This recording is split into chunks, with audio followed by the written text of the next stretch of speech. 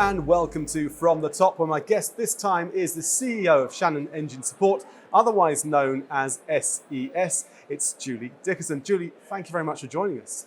Great to join you. Thank you for making the time for a chat. I'm very much looking forward to it. Now, little birdie tells me that you've been at SES for 10 years as the CEO. Before we get to that, how did your career to this point, how's it panned out?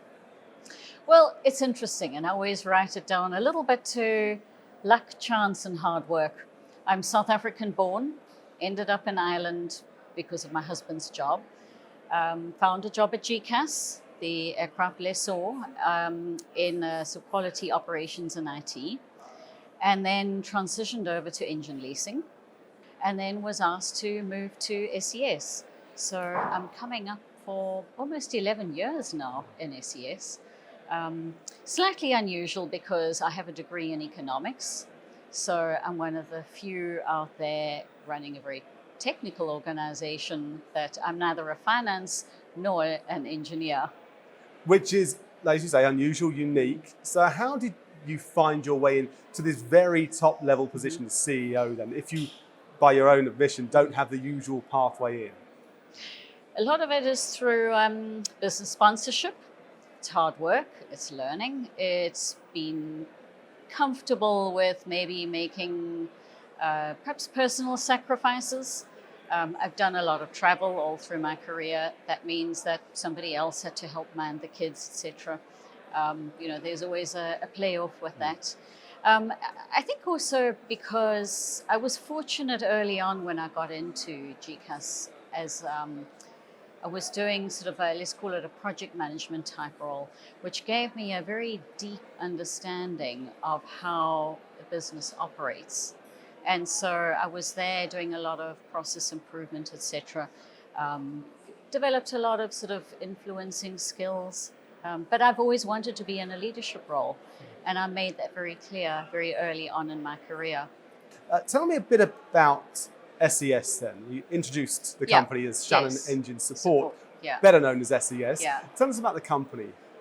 Well, it was set up in 1988. It was part of sort of the Guinness Peace Aviation, the GPA stable. It was a joint venture. And then CFM came into the sort of family structure, so as to speak. And it is CFM engines only. So we've always stuck to our knitting on that. And a particular product that was focused around offering shorter term leases. So we've never got into the sale leaseback financing, that sort of market. And while it has changed and the shareholding has changed fairly recently, so now it's a joint venture between Safran and AerCap, that hasn't really changed what we as a business do. But since I've been at SES, we are now 5, almost 6 times bigger than when I started there. We've just celebrated, 500 plus engines in the portfolio. The growth has really been significant, and the team has had to grow to support that as well. It's only the CFM powered aircraft, so that's the A320s and the 737s. Okay. So, and that is both the older technology and the new technology. So Maxes, Neos, COs, NGs. And I think that's what partly helps us with our strength, is that we're focused on just one particular OEM. That's who we have an incredibly close relationship with. And we've known them and supported them and their operators for a very long time. Wow.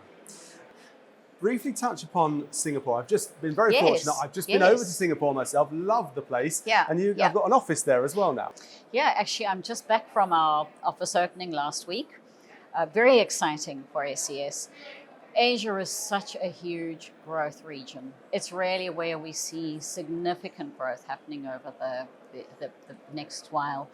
We do have 2 offices in China already, which is a very big region for us and has grown a lot in the last while. But Singapore is really central to our strategy for growing out in Asia.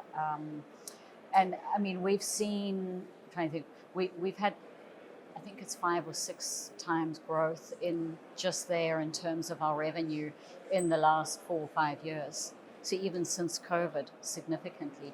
And Singapore is very well placed to support that whole region. You know, it's English speaking, it's a lot where the other lessors are. And we have a very strong team there. Good to have people on the ground. And that's what something is really important to SES. We try and get out to our customers. That's really part of our sort of growth and customer story, is supporting them by understanding what they need and then giving them the products that they really need, rather than sort of from far away from Shannon jamming products into a region. We're talking about growth in many different ways. You're talk about growth with regards to recruitment with the people that you have employed. Yep. We talk about also offerings as well. How does, not just opening the office in Singapore, but how does having that market all around the world aid your growth? And what sort of growth are we talking about over the last few years?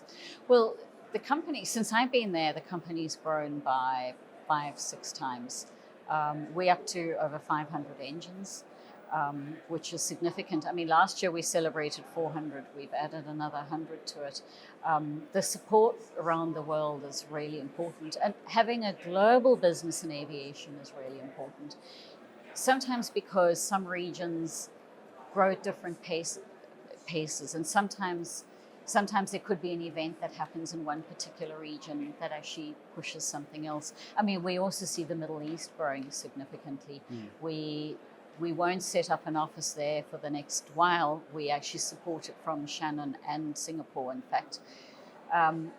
But I think the global nature gives you the reach, the cultural aspects, the understanding.